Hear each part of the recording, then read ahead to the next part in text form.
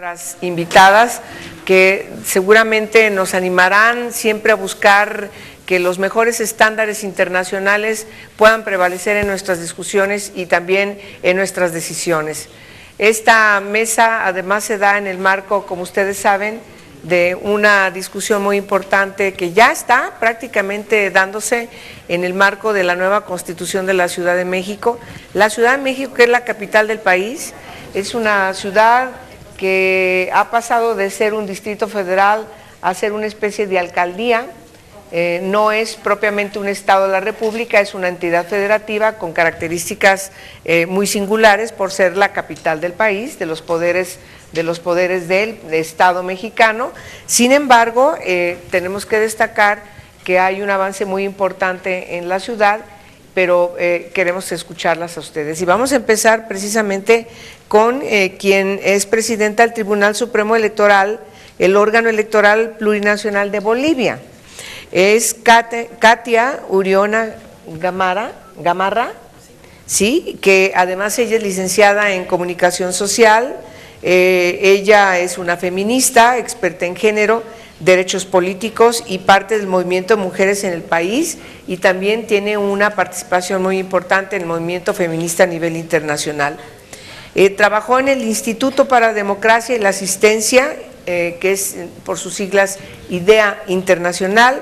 Se desempeñó como secretaria ejecutiva de la Coordinadora de la Mujer y del Proyecto Nacional de Mujeres y la Asamblea Constituyente. Asimismo, también fue directora del Instituto de Formación Femenina Integral de Cochabamba.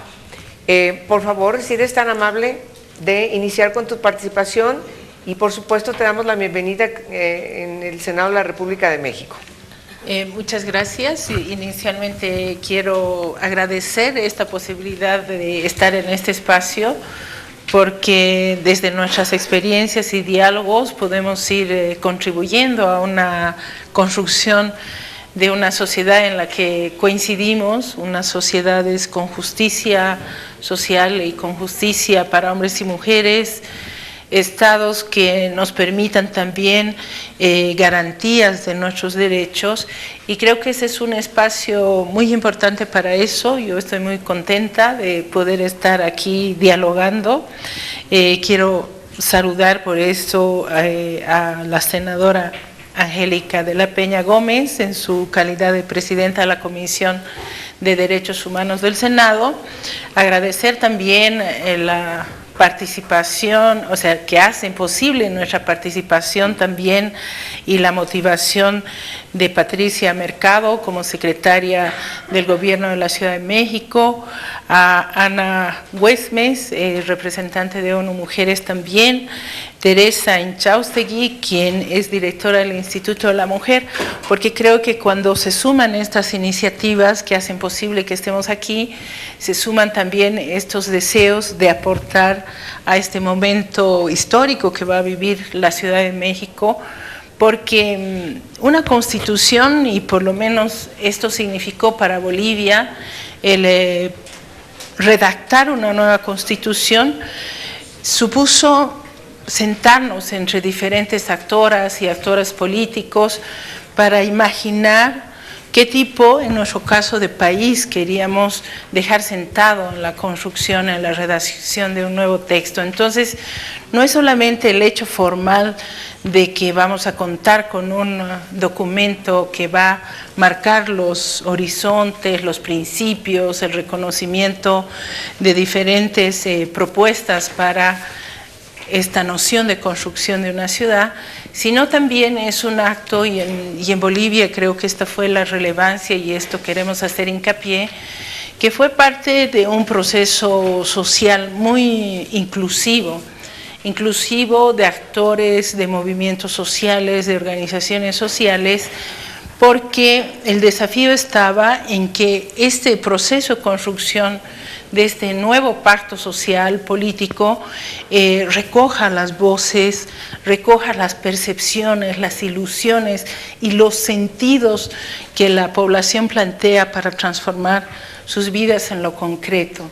Y en este caso, en Bolivia, la participación de la población indígena, originario, campesina, fue de una relevancia muy importante, porque nuestro país tiene más del 60% de población que se autodefine como indígena, originario y campesina.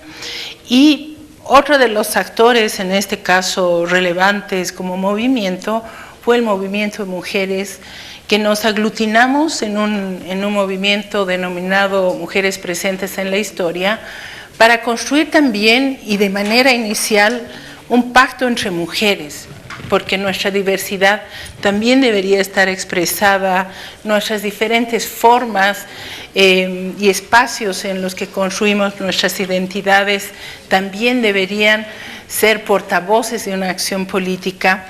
Y las mujeres tuvimos, diría yo, la virtud de construir una agenda común, una agenda articulada bajo el reconocimiento de estas, por lo menos, diferentes identidades. Una identidad que tenía que ver con las condiciones étnicas, con las condiciones de origen indígena campesino, también una identidad que tenía que ver con nuestras propias condiciones de género, es decir, reconocer que también somos portadoras de derechos, como sujetas de derechos, pero también reconocer una estructura social, política y económica que también genera situaciones de mayor exclusión o de mayor pobreza para las mujeres y también altos niveles de discriminación en términos no solo de la falta de ejercicio de derechos que muchas veces son enunciados y difícilmente se alcanzan a concretar, sino también el hecho de reconocer que hay relaciones de poder que están impidiendo que las mujeres realmente modifiquen sus condiciones de vida. Logramos incorporar en el proceso constituyente el reconocimiento de derechos desde todos los ejes que considerábamos que eran importantes, que transversalicen y que sean específicos en la Constitución. Nosotras optamos, y esto lo digo también como experiencia, por registrar, anotar y dejar sentados todos los derechos desde un principio de no discriminación, desde principios de reconocimiento y trabajo y democratización del trabajo en la esfera doméstica, también desde el principio de democratización de las decisiones en el ámbito privado, en el ámbito organizativo, en el ámbito público, político, como son los partidos, pero también en el carácter de las instituciones públicas y lo que suponía una visión de reestructurar también los espacios de decisión y la inclusión de las mujeres en este concepto que también para Bolivia hizo una diferencia fundamental. La Constitución logramos que incluya el principio de paridad y alternancia, y hoy Bolivia, a través de las leyes secundarias, es el segundo país a nivel mundial que ha conquistado la paridad en los espacios de representación, al menos legislativa.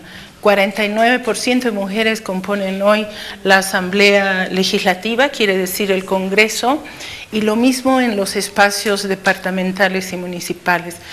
Y en este marco estamos discutiendo, y la Constitución, al sentar estas bases, permite ir generando también transformaciones sociales y transformaciones en el Estado, y logramos que el reconocimiento de la democracia desde una perspectiva intercultural también tome en cuenta esta posibilidad de articular nuestra agenda con las agendas de otros movimientos y otros actores sociales.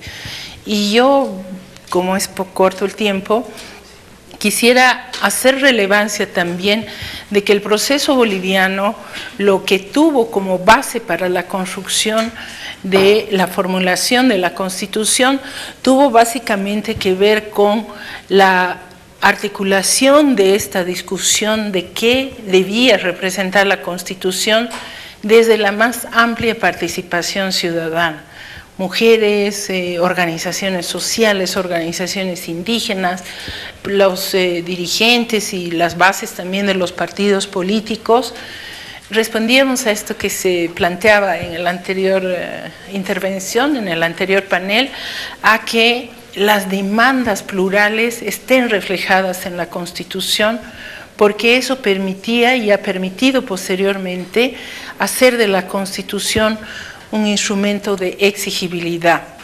El reconocimiento de las mujeres en términos de derechos sexuales, derechos reproductivos, todo el ámbito de salud, seguridad social, la no violencia, el tema de incluir, por ejemplo, en el ámbito educativo, el reconocimiento de la inclusión en la noción de acceso a la educación, pero también en los contenidos, cómo generar una educación que no siga reproduciendo los estereotipos y roles de las mujeres, son elementos que están en nuestra Constitución. También, por ejemplo, todo lo que hace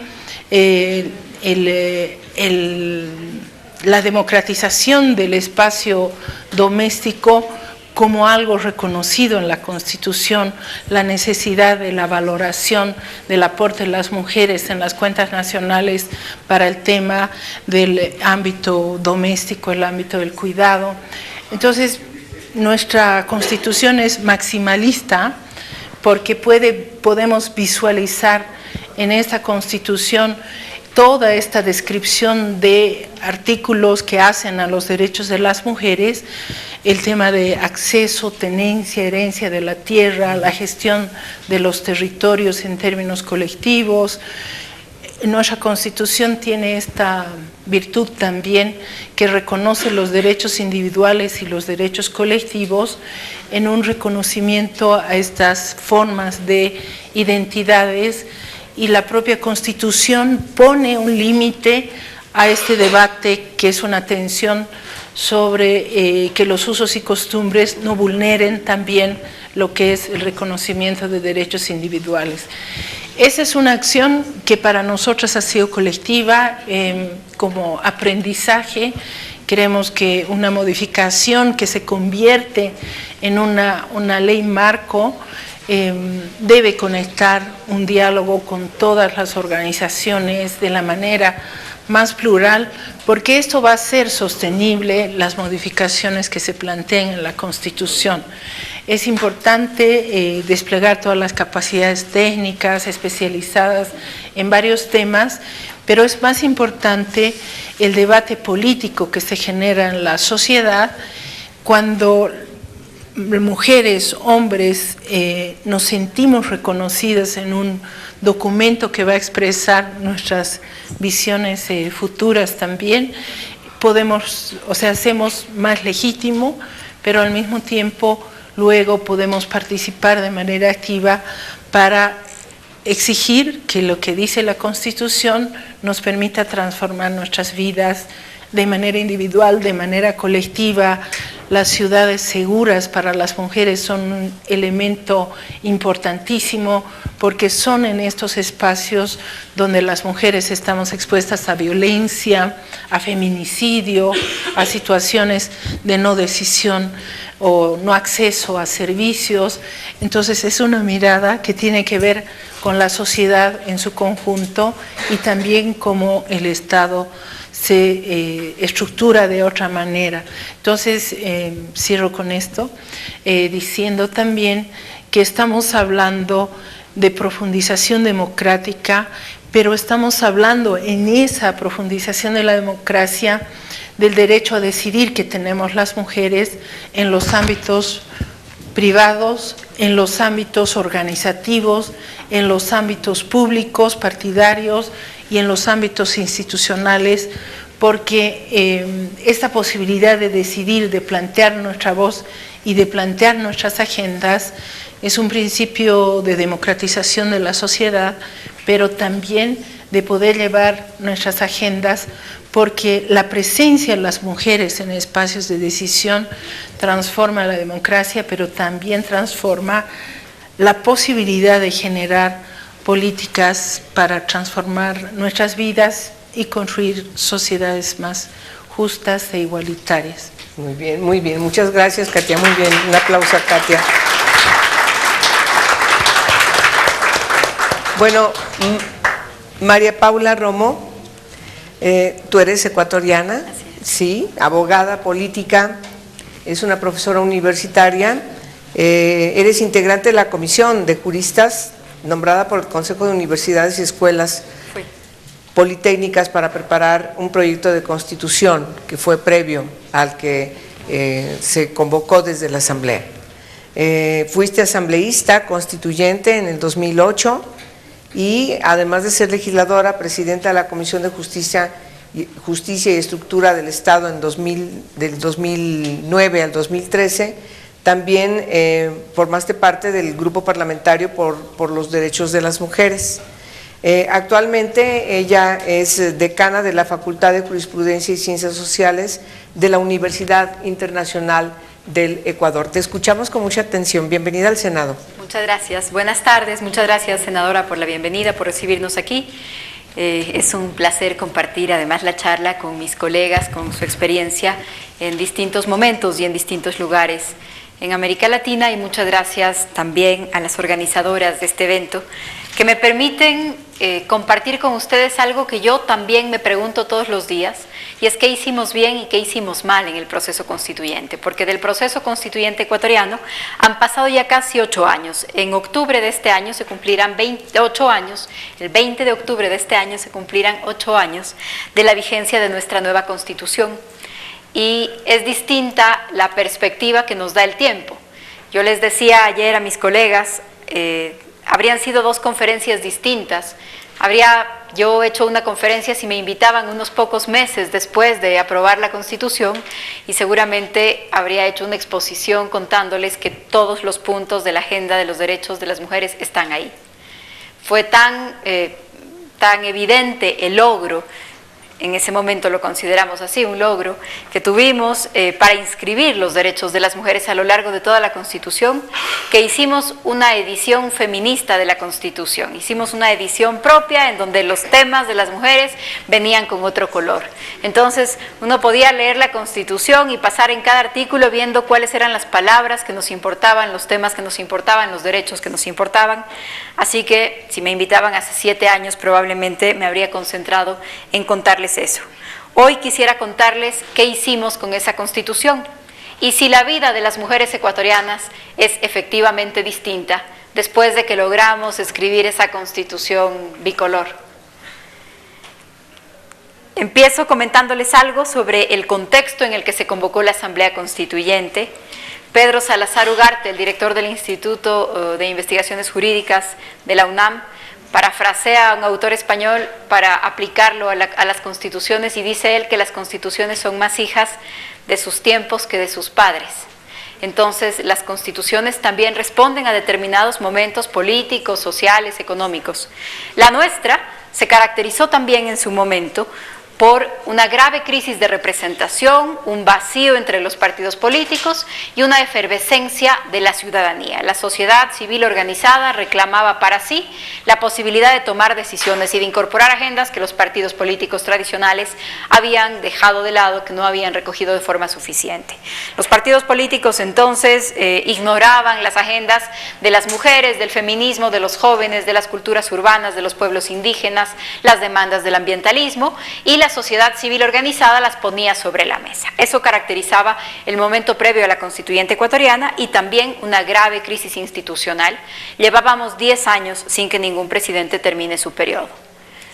Llevábamos 10 años con presidentes que habían debido abandonar el cargo después de masivas protestas sociales.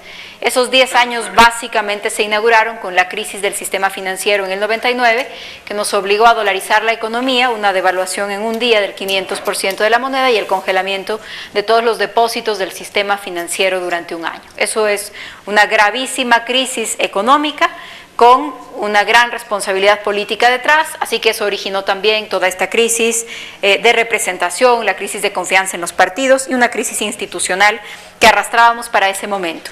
En ese contexto, una candidatura, la candidatura del hoy presidente Correa, se compromete con las agendas de la ciudadanía, levanta todas sus banderas. Las banderas de las organizaciones de la sociedad civil, de todos los temas de transparencia de pueblos indígenas, de mujeres, todo lo que los partidos políticos no habían recogido, son recogidas por esta opción política electoral, y una de sus propuestas es, de ganar la elección, convocaría una asamblea constituyente por referéndum, convocaría el referéndum. La asamblea constituyente se convoca por referéndum, se conforma con 120 legisladores elegidos a nivel local y a nivel nacional, y el 50% de esa composición fuimos mujeres. Esta no fue una concesión del momento, este era el resultado de un trabajo de las organizaciones de mujeres en el Ecuador. Por cierto, el Ecuador fue el primer país en donde una mujer sufragó, Matilde Hidalgo, y fue uno de los primeros en el mundo. Entonces, en el Ecuador tenemos una larga tradición, organizaciones de mujeres muy fuertes, muy perseverantes, que habían conseguido años antes ya incorporar una reforma a la ley electoral que se conoció como la ley de cuotas, y que empezando en el 30% lograba que en cada elección se incremente en el 5% adicional. Así que cuando se convocó la elección para la Asamblea Constituyente, coincidía exactamente con la primera elección en donde las candidaturas tenían que ser paritarias. Casi la mitad de los miembros de la Asamblea Constituyente fuimos mujeres. La Asamblea sesionó durante 9 meses y me paso rápidamente a contarles su resultado. El resultado de esa Asamblea Constituyente fue una constitución de avanzada, que contiene las más altas aspiraciones del activismo de los derechos humanos.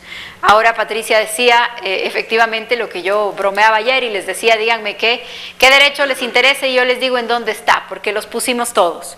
Están los derechos de las mujeres, están los derechos de los pueblos indígenas, está la libertad estética, está el derecho al ocio, está el derecho a disfrutar el tiempo libre, está el derecho, por supuesto, en los derechos de las mujeres, las acciones afirmativas, la conciliación de la vida privada con la vida laboral, está el tema de la igualdad, por supuesto, la no discriminación, con la lista más larga de causales de sospecha de discriminación, solo superada por la Constitución boliviana, pero tenemos una lista larguísima de causales para discriminación. Pusimos Estado laico en 2 artículos, por si acaso en alguno la negociación no resultaba. Tenemos al Estado ecuatoriano definido como un Estado plurinacional en reconocimiento de los derechos de los pueblos indígenas y originarios. Procedimientos expeditos para caso de violencia, prohibición expresa de revictimización, derecho a una vida libre de violencia en lo público y lo privado, derecho al agua, derecho a acceso a la tierra y al crédito, puesto específicamente como un derecho de las mujeres, porque a pesar de estar enunciado, las mujeres estamos mucho más restringidas de acceder a esos derechos, así que está puesto específicamente. En el caso de los derechos de los pueblos indígenas dice que no se podrá argumentar tradiciones ni usos y costumbres para violar derechos de las mujeres. También ahí pusimos el tema adicional. Trabajo doméstico, el reconocimiento de las tareas de cuidado. No hay un tema que se nos haya quedado fuera. Los derechos de la naturaleza. Creo que no se adelanten a aplaudir, por favor. No se adelanten, no se alegren todavía. Pusimos también en la Constitución garantías constitucionales, porque efectivamente los derechos, si no tienen garantías, si no tienen una forma de hacerse exigibles, si no tienen un sistema judicial que los proteja, pusimos, por cierto, que las garantías constitucionales, unas eran jurisdiccionales, el amparo, la protección, el habeas data, el habeas corpus, el acceso a la información, pero otras eran de políticas públicas. Convertimos a las políticas públicas en garantías constitucionales para el cumplimiento de derechos. En el caso de los jurisdiccionales, los recursos podían ser orales delante de cualquier juez, no se necesita abogado. A los derechos de la Constitución se entienden incorporados con igual jerarquía todos aquellos contenidos en los instrumentos internacionales, ni siquiera en los tratados, sino en los instrumentos.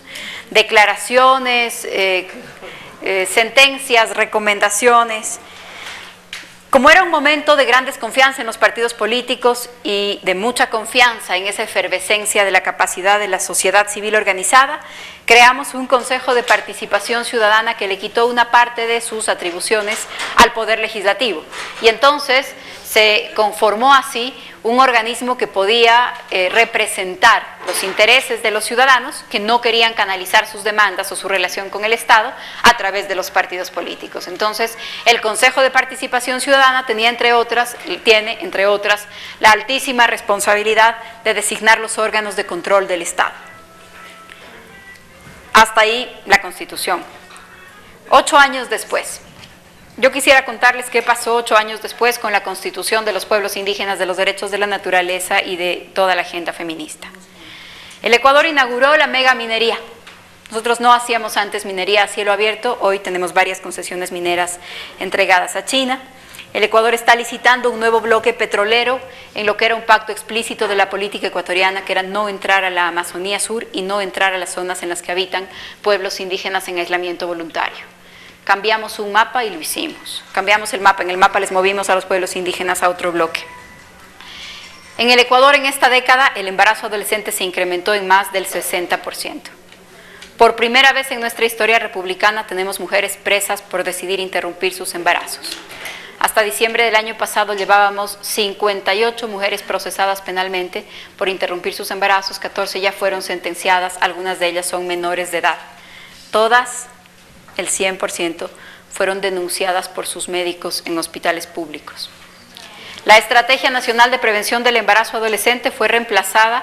La estrategia era una estrategia intersectorial, prioritaria, estratégica, con varios ministerios involucrados.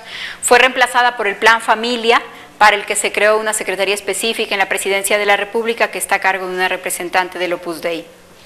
Hoy, por primera vez en nuestra historia, tenemos una mujer presidenta de la Asamblea, porque nos va muy bien con la paridad, tenemos paridad en todo. Tenemos paridad en los órganos de control, en los órganos judiciales, tenemos paridad en la dirección de los partidos políticos y, por supuesto, en las listas pluripersonales para las elecciones. Así que por primera vez tenemos una mujer de presidenta de la Asamblea y 2 mujeres de vicepresidentas. 3 mujeres presiden el legislativo en el Ecuador y bajo su gestión es que ha sucedido esto que les estoy contando. También bajo su gestión se derogó el financiamiento para la ley de maternidad gratuita. Tenemos más mujeres que nunca en la función judicial, pero una pareja de mujeres en el Ecuador lleva 5 años intentando que el Estado reconozca que su hija debería tener sus 2 apellidos. En el segundo pronunciamiento judicial que existe sobre el caso, el juez les aclaró que en el Ecuador existe solo un modelo de familia, la tradicional, que es el núcleo de la sociedad. Acabamos de aprobar hace poco una ley para que el Estado se encargue de la jubilación de las personas que realizan tareas de cuidado. Entre los planteamientos de la economía feminista, una de las cosas más importantes y más significativas. Pero esta ley que aprobamos no les da a esas mismas personas, sabemos que en su mayoría son mujeres, pero no les da a esas mujeres que realizan tareas de cuidado cobertura de salud, solo de jubilación. Así que los primeros beneficios, si es que llegan a verlos, para las primeras beneficiarias de la ley que acabamos de aprobar se verán en 25 años cuando logren jubilarse. Pero a nombre de proteger a las mujeres que realizan tareas de cuidado, en ese mismo proyecto de ley se eliminó la obligación legal de que el Estado aporte con el 40% de las pensiones jubilares para todo el sistema. Así que desde este año el Estado, el gobierno en el Ecuador, no aporta con más o menos 1.400 millones de dólares anuales para el Instituto de Seguridad Social. Así que las mujeres que hoy se acojan a esa ley tendrán suerte si en 25 años tenemos Instituto Ecuatoriano de Seguridad Social, probablemente no llegarán a ver ninguna jubilación. Hay otras cosas que se podrían discutir porque en algunos rangos de ingresos, además deberán cancelar como un aporte mensual, si es que desean acogerse a ese beneficio, sus maridos o sus hijos, desarrollando entonces una relación, una especie de relación de patronos con sus esposas o con las mujeres que realizan tareas de cuidado, lo que también es muy delicado. En el Consejo de Participación Ciudadana hoy se encuentran la esposa de uno de nuestros diputados, el esposo de otra de las diputadas, el hijo de otro diputado y 2 ex asesores del presidente Correa. Todos los órganos de representación que han nombrado hasta hoy, misteriosamente también son de exfuncionarios del gobierno del presidente. La Constitución ha sufrido 2 procesos de reforma. El primer proceso de reforma fue en el 2011, 5 artículos. Lo más importante tenía que ver con la administración de justicia y la independencia de la justicia. Les resumo diciéndoles que hoy el Consejo de la Judicatura está presidido por quien en ese momento era el secretario particular del presidente. El secretario particular del presidente es quien en ese momento era el presidente del Consejo Nacional Electoral. En diciembre del 2015 reformamos 15 artículos más. Lo más importante fue autorizar la reelección indefinida para todos los cargos. Esto es algo que jamás fue posible en el Ecuador. Hoy, en diciembre del 2015, se reformó la Constitución para autorizar la reelección indefinida para todos los cargos, a nombre de los derechos, Porque dijo la Corte Constitucional que prohibirle a alguien ser candidato es restringir sus derechos políticos e impedirle a la ciudadanía elegir a su candidato libremente, y que no tenía ninguna importancia el hecho de que se encuentre 10 años en el cargo. Pero esa reforma también autorizó a los militares a participar en la seguridad ciudadana y restringió algunos de los temas para la consulta popular. Tenemos un Estado constitucional de derechos, pero la Corte Constitucional lleva ya un sinnúmero de sentencias en las que declara que el titular de los derechos fundamentales descritos en nuestra Constitución es el Estado, y que entonces es tarea de la función judicial proteger al Estado de los ciudadanos. Tenemos recursos de protección para interrumpir inmediatamente la violación de un derecho humano, pero desde hace muchos años no es posible ganarle ninguno de esos juicios al Estado.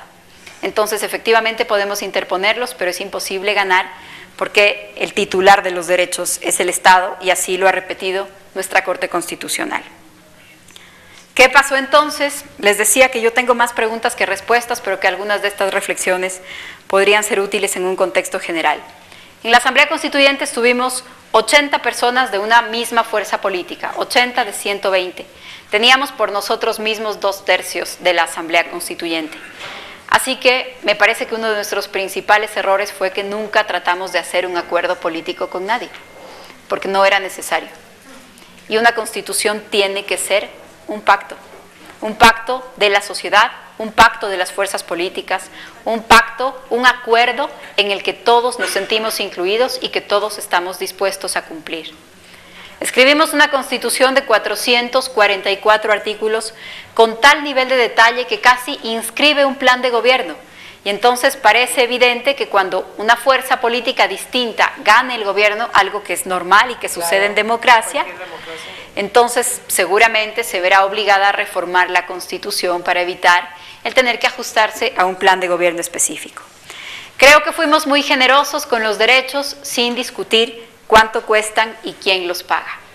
Y creo que esto es algo muy importante porque no hay nada que sea gratis.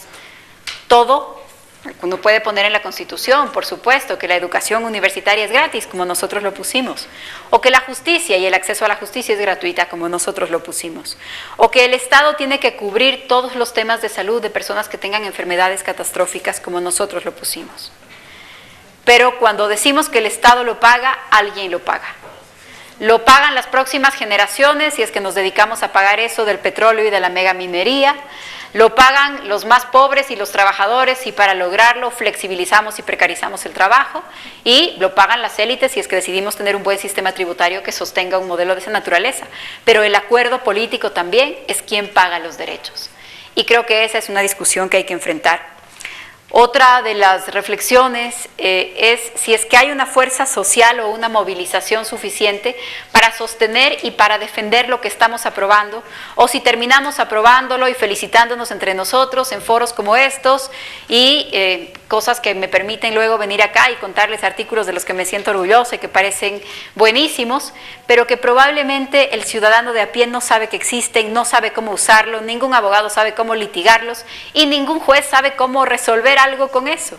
Entonces también hay que preguntarse si es que el resto de la sociedad participa en este pacto o si es un pacto de los que escribimos la Constitución.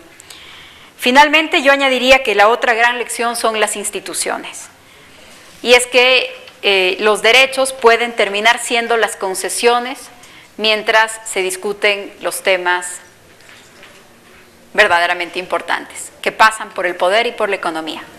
Y entonces casi se termina en un tema de decir, bueno, escriban ustedes los derechos que quieran, pero aquí se resuelve la economía y las instituciones.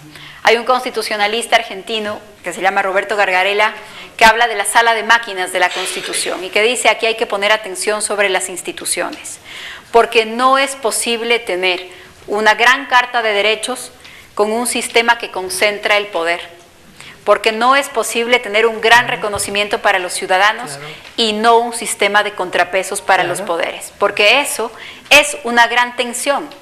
Y esa tensión en un modelo así se termina resolviendo a favor del poder y no de los derechos. Y es eso lo que yo creo que al menos en el Ecuador ha sucedido. Finalmente, y para no dejarles con un mal sabor, que no es mi intención, pero sí creo que hay algunas cosas sobre las que estar alertas para entrar con los ojos abiertos a un proceso como estos. Creo que también hay cosas muy buenas que se pueden hacer en un proceso constituyente. Y así como en el panel anterior, nuestras anfitrionas hablaban del contexto y del momento de oportunidad en el que se convoca la constituyente de la Ciudad de México, yo quisiera añadir una característica más de este contexto, y es que estamos en un momento de crisis de los mediadores. Ya no necesitamos mediadores, no necesitamos medios de comunicación, porque todos somos medios de comunicación en las redes sociales, nos enteramos de nuestras propias noticias, les creemos la mitad. Nosotros generamos nuestros propios modelos. Entonces están en crisis algunos de los mediadores de la Constitución, y también están en crisis los mediadores de la ciudadanía y el Estado, los mediadores entre la ciudadanía y el poder, y son los partidos políticos.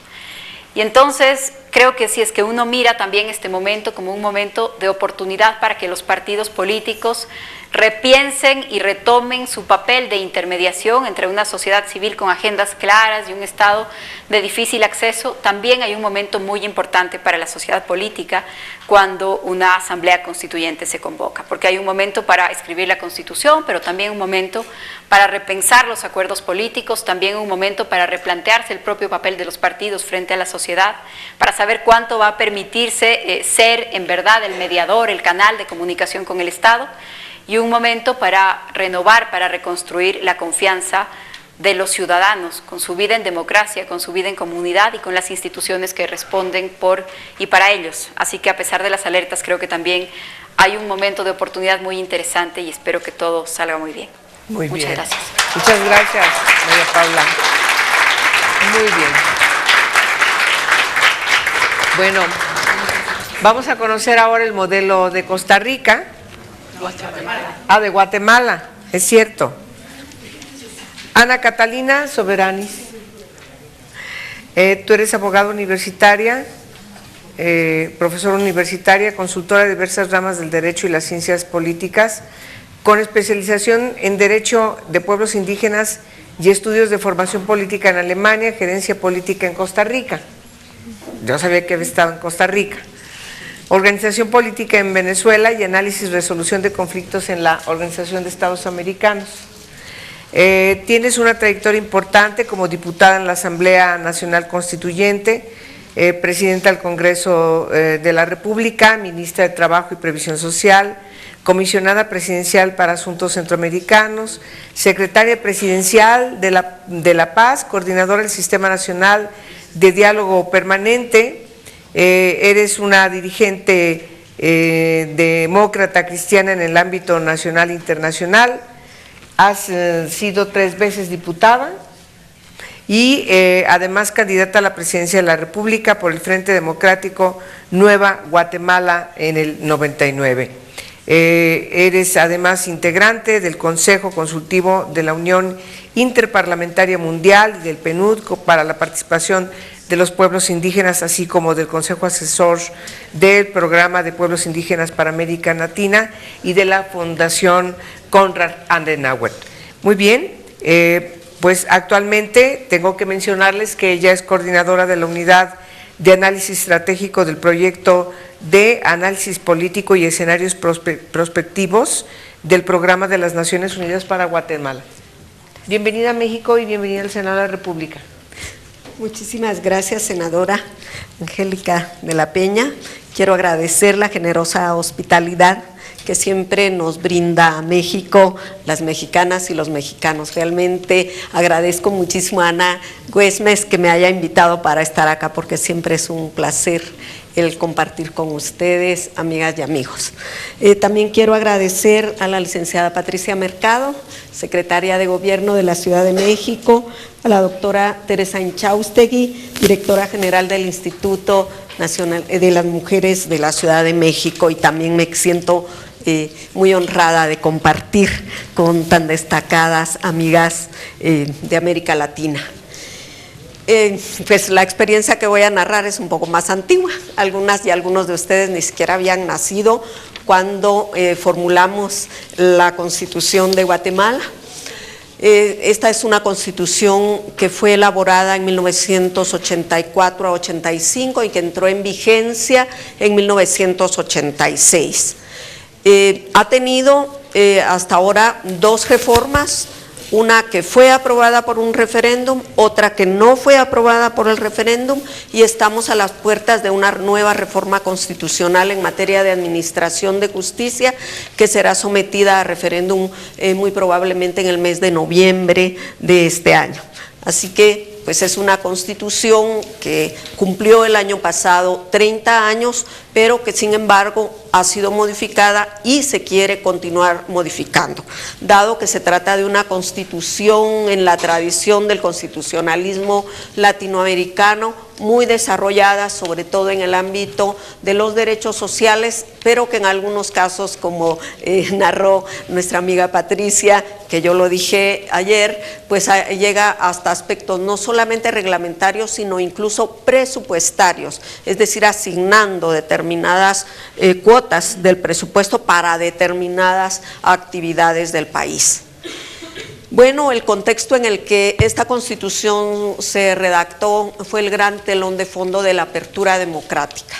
En medio aún de un conflicto armado interno que duró 32 años, cuyos acuerdos de paz fueron firmados hasta 1996, en medio de la Guerra Fría, en medio de una incipiente generación de la agenda neoliberal que llevaría a la disminución de los aparatos estatales en la mayor parte de América Latina, a la limitación de sus funciones sin fortalecer al mismo tiempo sus capacidades para cumplir con la función social que le corresponde frente a las sociedades.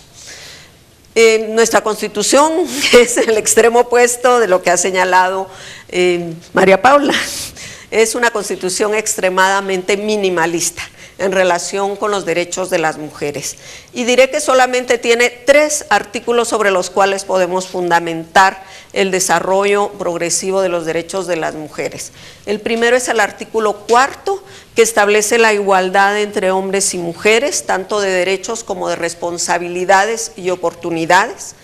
Éramos solamente 3 mujeres en una asamblea constituyente formada por 80 personas, todas propuestas por partidos políticos. Solamente un candidato independiente logró formar parte de la Asamblea Nacional Constituyente.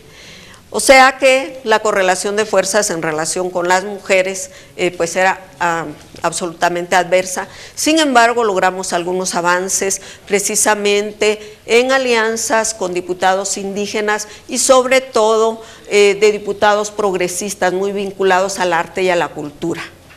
Los otros 2 artículos que no se refieren expresamente a las mujeres, pero que pueden ser una base para la expansión de esos derechos, es el artículo que establece que Guatemala, todos los instrumentos de derechos internacional sobre derechos humanos están por encima de la legislación interna. Y la Corte de Constitucionalidad ha indicado que, si bien es cierto, no están por encima de la Constitución, la complementan en aquello en que fortalecen y mejoran los derechos humanos. Y el otro tema de la progresividad es que hay otro artículo que dice que los derechos reconocidos en esa Constitución no excluyen otros, que por su naturaleza formen parte de los derechos humanos y de los cuales sea parte el Estado de Guatemala.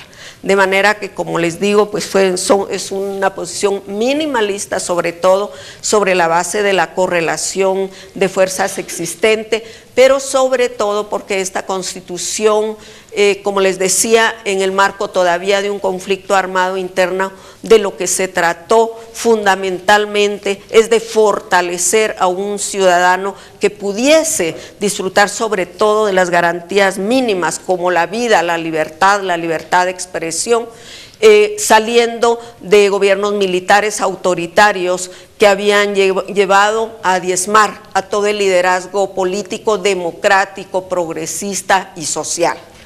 De forma que las alianzas que pudimos construir en esa Asamblea Nacional Constituyente no fueron con una sociedad civil organizada, con capacidad de movilización, porque eso no existía. Realmente había habido, como les digo, pues una eliminación selectiva de los liderazgos democráticos y progresistas. En tal caso, entonces, nuestras alianzas fueron al interior de la Asamblea. Entonces voy a referirme muy brevemente a las dos reformas constitucionales. La primera fue hecha en 1994 con posterioridad a un golpe de Estado protagonizado por el presidente Serrano Elías, que después lo completó el presidente que culminó el periodo con la disolución del Congreso de la República y de la Corte Suprema de Justicia, a los cuales se les acortó el periodo, y fue un verdadero retroceso en cuanto a que debilitó la institucionalidad del Estado. Por ejemplo, eliminando la función del Banco de Guatemala de ser el agente financiero del Estado, para que el Estado solo pudiese recurrir a la banca privada para financiar su trabajo.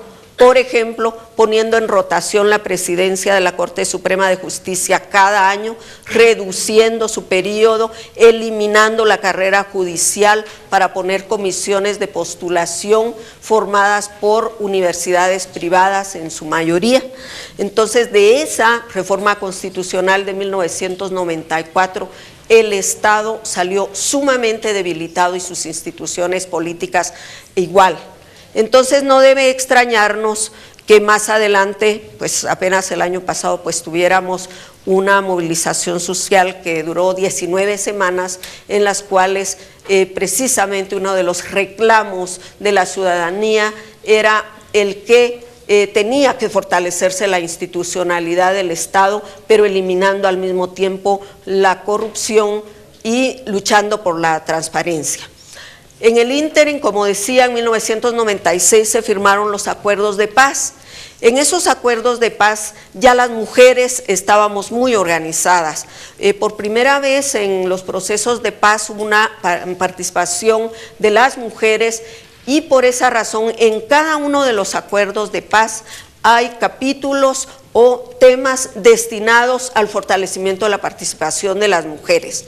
Entonces, en ausencia de una constitución que desarrolle nuestros derechos en la parte dogmática, en la ley fundamental, nuestra lucha se ha concentrado en la legislación ordinaria, en los cambios institucionales y en el acceso de las mujeres, por ejemplo, a la justicia.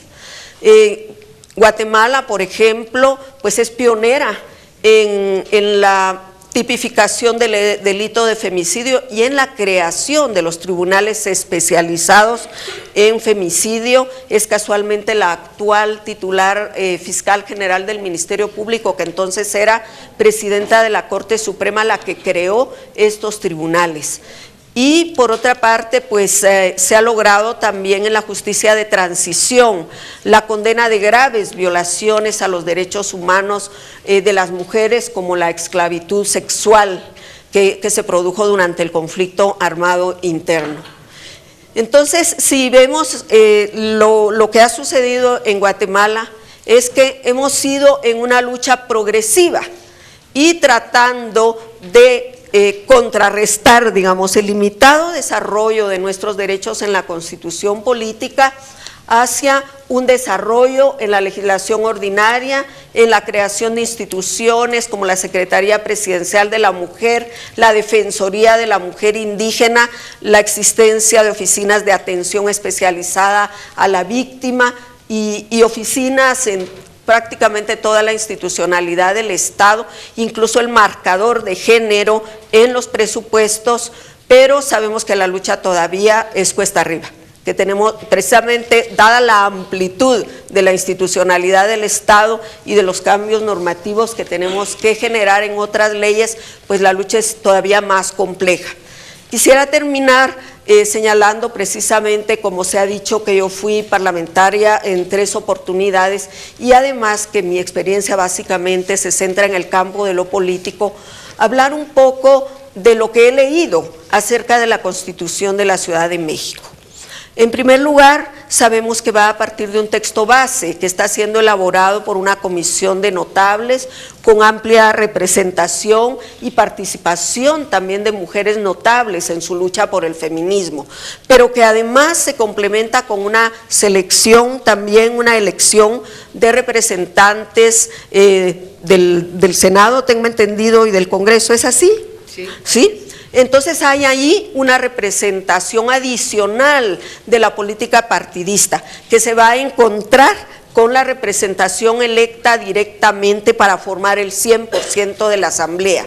Y destacar en ese sentido la ventana de oportunidad de alianza de las mujeres militantes de los partidos con las mujeres que provenientes también de los partidos, pero que han invitado a mujeres feministas a formar parte de sus listas o de las candidaturas independientes que lleguen a la Asamblea, esa importancia de una alianza estratégica entre las mujeres más allá de su militancia política o de la corriente del feminismo en la cual están participando.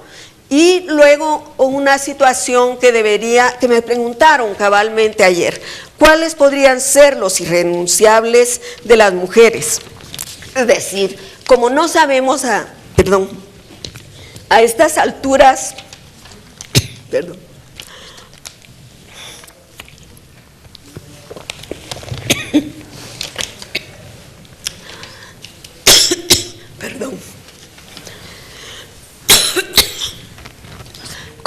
Como no sabemos a estas alturas, ay, perdónenme, se me resecó la garganta. Es la altura en la Ciudad de México, no te preocupes. Pero ahorita ya te tocó venir en un momento en que estamos bien, ¿eh? Hace 2 semanas estábamos un poquito peor.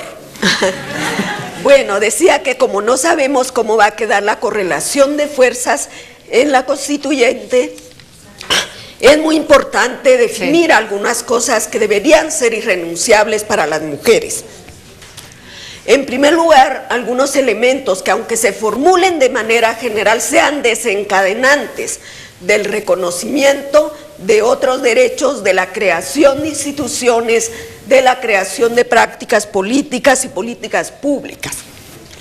En segundo lugar, defender lo que se ha ganado en otra legislación y sobre todo en la Constitución Federal. En tercer lugar, el que quede consagrado ese reconocimiento de los instrumentos internacionales de derechos humanos, porque eso es lo que daría la base también para esa exigibilidad y justiciabilidad de los derechos humanos de las mujeres.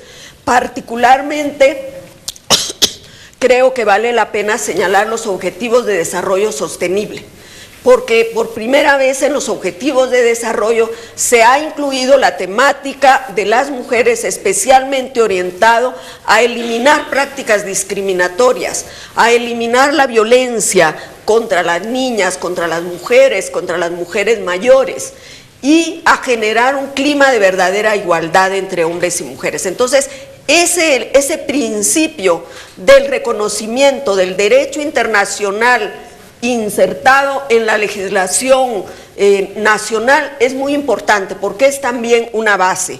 Y sobre la base del principio de pacta sunt servanda, es decir, que aunque no sean convenios internacionales, los pactos internacionales deben ser honrados, podemos tener ahí una base para la defensa de los derechos de las mujeres.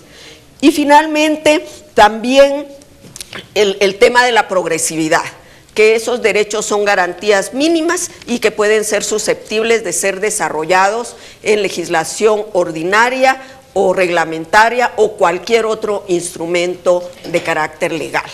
Yo creo que eso es muy importante y pensando precisamente en eso de que no sabemos cuál va a ser la correlación de fuerzas. Ayer cabalmente me preguntaba yo, ¿y qué se puede hacer si algo no se logra? Creo que también tanto debe haber una estrategia para ganar como una estrategia para perder. Aún si haya algún elemento que se perdiera en la discusión parlamentaria, que no se lograra, que quedara en la Constitución, hasta eso debe escogerse cómo se pierde y cómo se sientan las bases para recuperarse después y plantearlo de nuevo. Muchísimas gracias. Muy bien. Muy bien.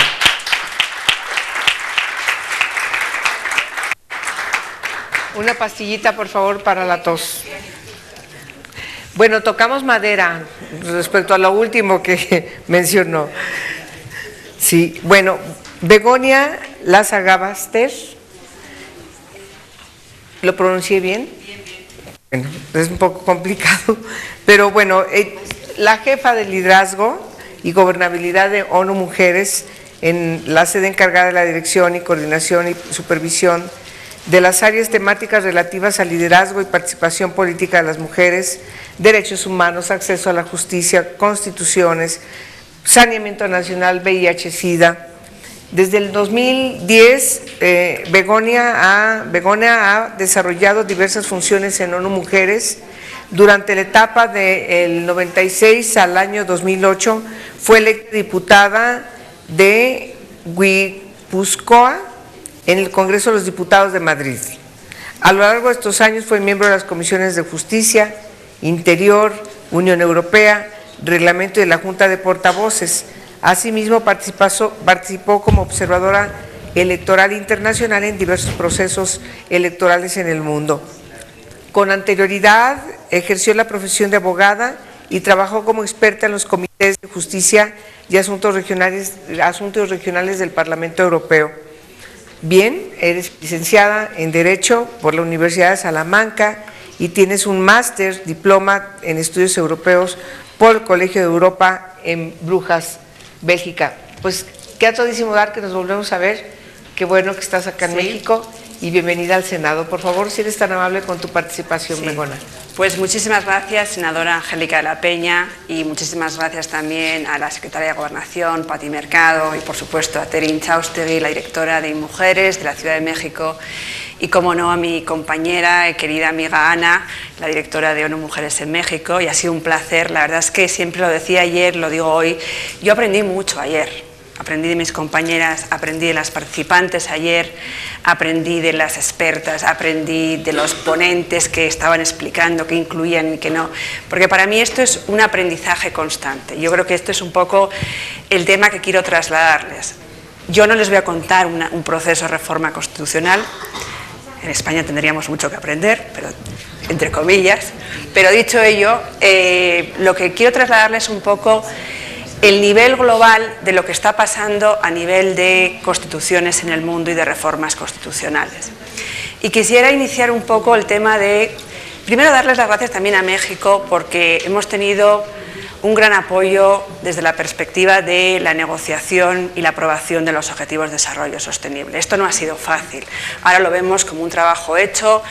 Cuando empezamos hace 2 años y pico, todavía había muchos Estados miembros nada sospechosos de apoyar la igualdad de género, que nos decían, hagamos un mainstreaming y pongamos, porque determinadas cosas ya no es necesario. Y nosotras, desde ONU Mujeres, digo nosotras porque aunque tenemos hombres y mujeres, pero en fin, esta cosa de nosotras, creíamos claramente que había que reafirmar singularmente todas aquellas cosas que todos los Estados miembros en el mundo tienen que tener como primera línea de consecución. Y por tanto han sido 2 años donde realmente hemos sentido el apoyo de muchos actores, muchos Estados miembros, porque si no se hubiera podido conseguir, toda la sociedad civil, el movimiento de mujeres, y quiero decir que México nos ha apoyado muchísimo en ello.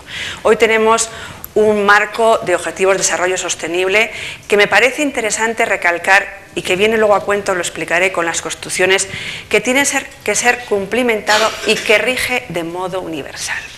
Ya nos hemos olvidado de esta cosa que había de países desarrollados, países en vías de desarrollo, países del este, del norte, del sur, del centro o lo que queramos. En este momento todo el mundo, independientemente de cómo se articule la estructura del mundo en países, obviamente desde la perspectiva de la ONU, pero cualquier sociedad que quiera tiene el mismo reto, conseguir que esos objetivos que representan lo mínimo para mantener la sostenibilidad del mundo en la esfera económica, en la esfera social, en la esfera medioambiental, tienen que cumplirse. Y el hecho de que haya un objetivo 5, que lo señalaba Catalina, un objetivo 5 que costó introducir en el sentido de cómo podemos articular que la igualdad de género realmente recoja aquellas estructuras actuales que realmente representan la gran transformación. y que desde luego incluyamos también igualdad de género en todo el resto de los objetivos, desde la pobreza al agua, desde la gobernabilidad, gobernanza, gobierno, yo lo suelo llamar gobierno, hasta lo que es la financiación. Y creo que ese es el marco en el que nos movemos. Esos contratos sociales, contratos, pactos sociales, económicos, medioambientales, sexuales, tienen que contener esa serie de elementos a los que toda sociedad tiene que buscar y conseguir. Y en ese sentido yo creo que el primero ya nos lo dice muy claramente, y es, ustedes no pueden, ninguna sociedad puede tener ninguna ley que discrimine a las mujeres.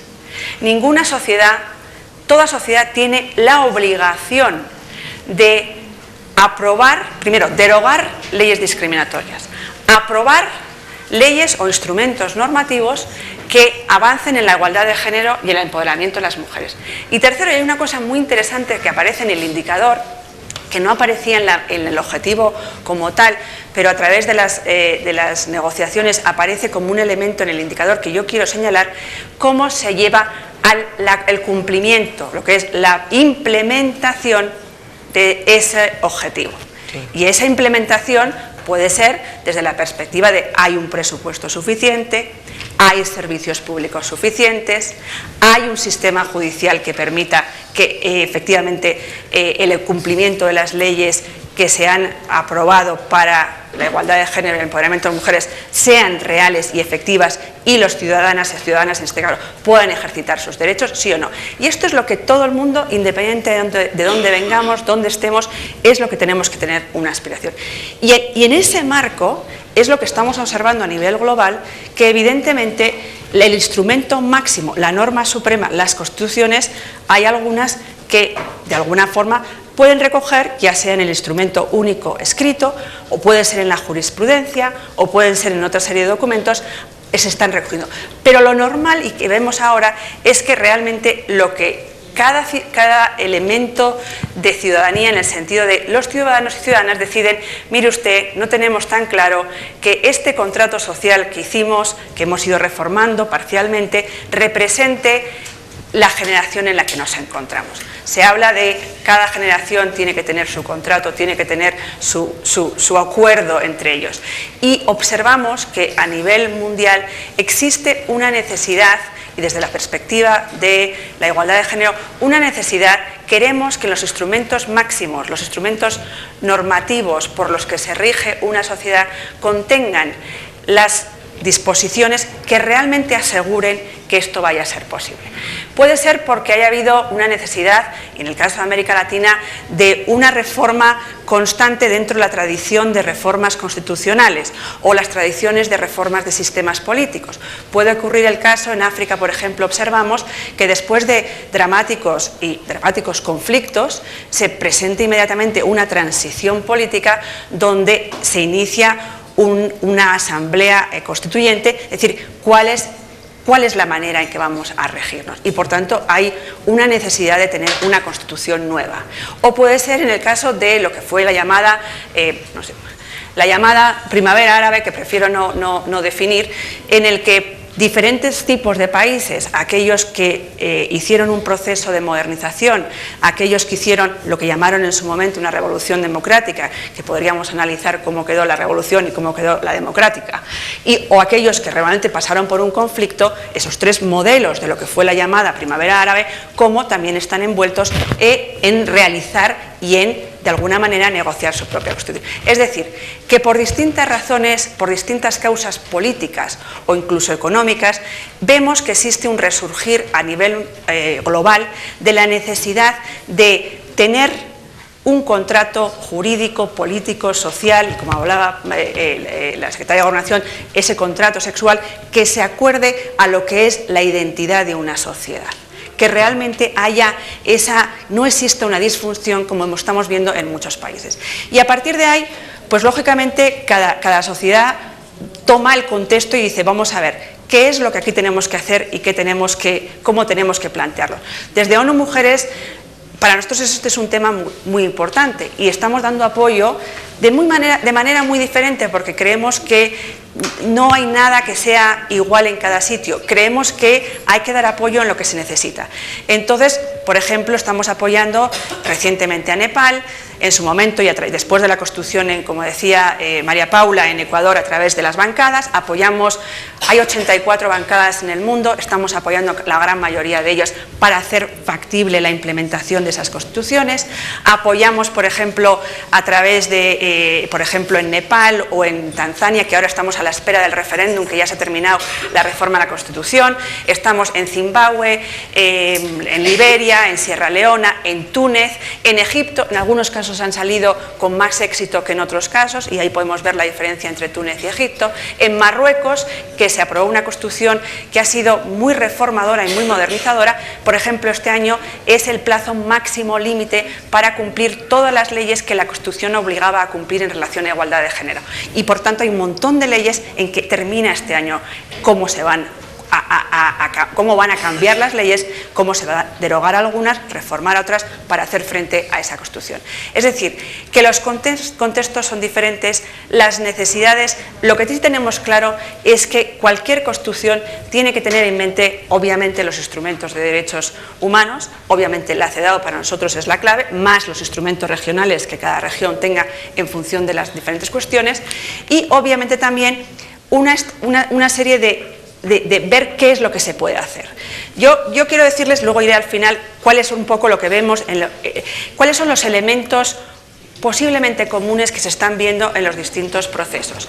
Lo que sí estamos viendo es que cada contexto es distinto, pero todos se alimentan. Lo que pasa aquí va a ser una cuestión que va a tener gran importancia a lo que pasa en otros países, y yo es lo que les quiero trasladar.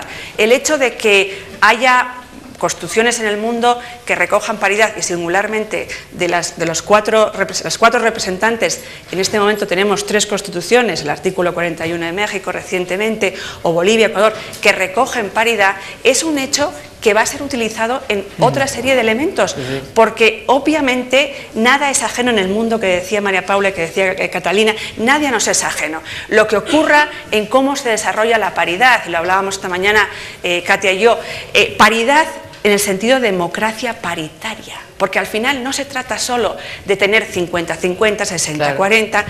Esto cómo cambia la estructura de las instituciones, cómo cambia un parlamento, cómo cambia una ciudad, cómo cambia el sistema judicial, porque también lo que vemos es que cuando se introduce el concepto de paridad y democracia paritaria, lo que hay es inmediatamente una apertura de transparencia, una apertura de información, y probablemente cuando hay más información, más transparencia, se sabe cómo se eligen a la gente, se establecen mecanismos para que haya hombres y mujeres, probablemente la manera de hacer un ejercicio de rendición de cuentas también sea factible. Por tanto, la paridad va incluida, si se ejercita de manera de lo que es el conjunto del concepto, a lo que llamaríamos una democracia paritaria.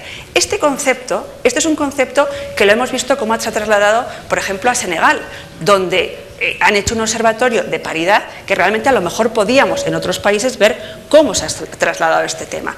O, por ejemplo, en temas de la primacía de la Constitución versus otra serie de sistemas jurídicos. En muchos países donde todavía los usos y costumbres, y no son pocos, o todavía las normas basadas en una determinada religión tienen una primacía, ya sea por el uso o costumbre, o incluso una primacía jurídica, parte del grueso del debate es cómo articular cláusulas que a lo mejor no un montón de disposiciones constitucionales, sino las mínimas pero suficientes, que tengan fuerza para que no pueda primarse en ningún caso un derecho, una norma religiosa frente a una norma civil, frente a una constitución. O cómo son aquellos órganos de interpretación y garantía del ejercicio de la norma constitucional que no sean determinados por, de alguna manera, un ente que no tenga respeto o primacía a la Constitución.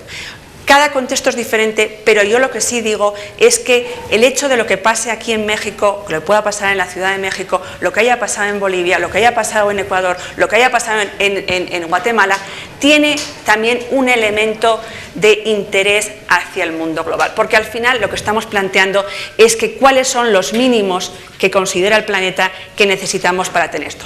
Hablamos, por ejemplo, de paridad y participación pública. En este momento estamos hablando de realmente una vez que llegan las mujeres pueden ejercitar su derecho a la participación pública sin condicionamientos, sin elementos de amenaza, intimidación, condicionamiento, rotaciones excesivas, porque todo esto está ahí. No nos vale que haya 50% en cada elección, en el mejor de los casos paridad perfecta en cada elección, si la rotación es tan extrema que al final las mujeres carecen del tiempo suficiente y la capacidad para poder hacer su propio networking de influencia y poder llegar a otra serie de elementos de poder que a lo mejor no son tan claros.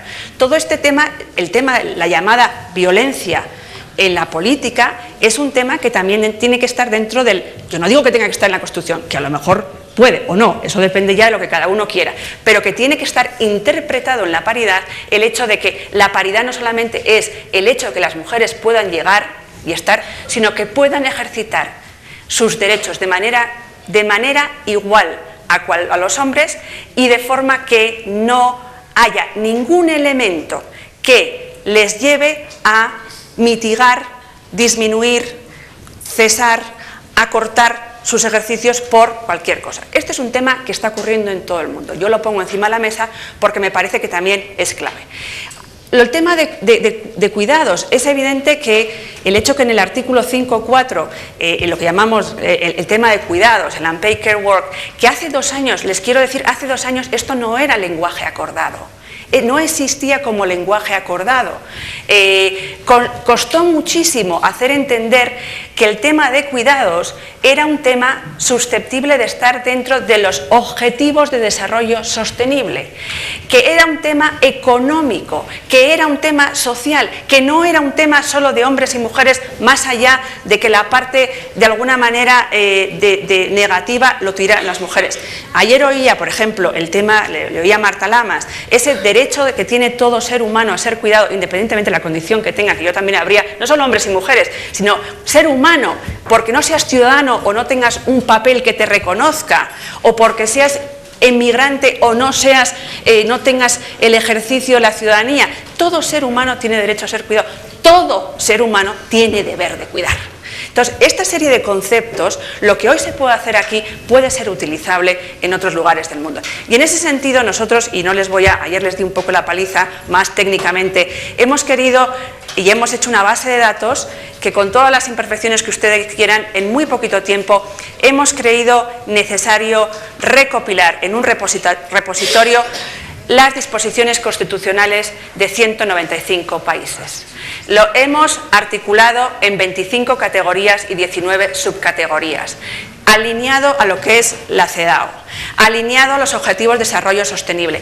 Y les quiero decir que esto es público, que nadie puede decir que no sabe lo que ocurre en Nueva Zelanda, o que nadie pueda decir, oiga, mire, yo no sé en cuántas constituciones hay un reconocimiento a la identidad de género y a la orientación sexual. Hemos recogido lo bueno y lo malo, también hay que decirlo, luego las valoraciones hay que hacerlas, pero hemos querido recoger porque creemos que el acceso a la información, y lo hemos hecho de forma que si ustedes están negociando, ustedes senadoras, diputadas, quien le toque negociar, pueden incluso, porque sabemos que los estudios, el documento que llegue, súper analizado, súper estudiado por las expertas, los expertos, los ponentes, llegará un momento que sabemos cómo son las negociaciones políticas. A las 12 de la noche, de las 2 de la mañana, del último segundo, del último minuto, alguien pensará, ¿y ahora cómo? Bueno, pues para que incluso en su teléfono pueda decir, necesitamos lenguaje que nos dé algo. Y esto lo hemos visto ya, por ejemplo, en países, por ejemplo, en la zona, pues países árabes en concreto, que conceptos, y lo hemos puesto en 75 lenguas, porque en muchas ocasiones conceptos que a lo mejor en una lengua, en español, significan una cosa, no son posibles de trasladar al inglés. Conceptos que en árabe, en determinada cultura, determinan algo y que a lo mejor en tu entorno te permite decir, bueno, Derechos al acceso a la tierra. Pues a lo mejor, si voy a la Constitución de Bolivia y Ecuador, me da más pie que si tengo que irme a una introducción en inglés a no sé dónde. Hemos hecho un esfuerzo gigantesco para tener esto. Esto es público y queremos que la gente lo utilice. Muy bien. Termino ya diciendo que lo que sí observamos son 3 cosas. Yo no sé cómo es la Constitución que tienen que hacer, si maximalista o minimalista. Ustedes sabrán. Pero 3 cosas que nos interesan mucho y es a todo el mundo es mantengan, por favor, mantengan los derechos ya adquiridos. Como primer elemento clave, que eso ocurre, o sea, es lo que diríamos a todo el mundo y todo lo que todo el mundo quiere. Segundo, busquen cuáles son los avances que sean estructurales. Lo decía creo que Catalina un poco, aquellos avances que van a dar pie, si no automáticamente, casi automáticamente, a otra serie de avances y que tengan muy difícil vuelta atrás. Y yo diría que busquen elementos de implementación reales. Hablaba María Paula de cuánto cuesta. No digo que hay que poner el presupuesto, pero a lo mejor, pero esto ¿cómo se va a hacer? ¿De dónde vienen aquí los fondos? ¿Quién lo va a implementar? ¿Qué check and balances? ¿Qué garantías? ¿Cómo se eligen a todos esos órganos? La implementación es fundamental. Y tercero, la estrategia. Todo el mundo es necesario si queremos conseguir la igualdad de género. Cada una tenemos nuestro rol. Yo como ONU Mujeres, como la ONU, a lo mejor no les puedo decir cómo tienen pero a lo mejor otra persona que viene de la sociedad civil, del movimiento feminista, el experto, el académico, la académica, la política, la senadora, todos tenemos un rol. Lo que no se puede hacer es juego de suma cero, porque no nos pongamos de acuerdo. Los que mantienen el status quo, que se llaman conservadores, porque quieren conservar. Y conservar siempre es mucho más fácil que avanzar. Muy bien, muchas gracias. Muchas gracias, Verónica.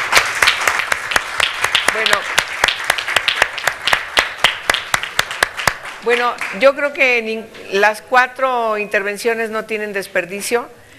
No hay preguntas, me parece que todo el mundo tomó sus notas.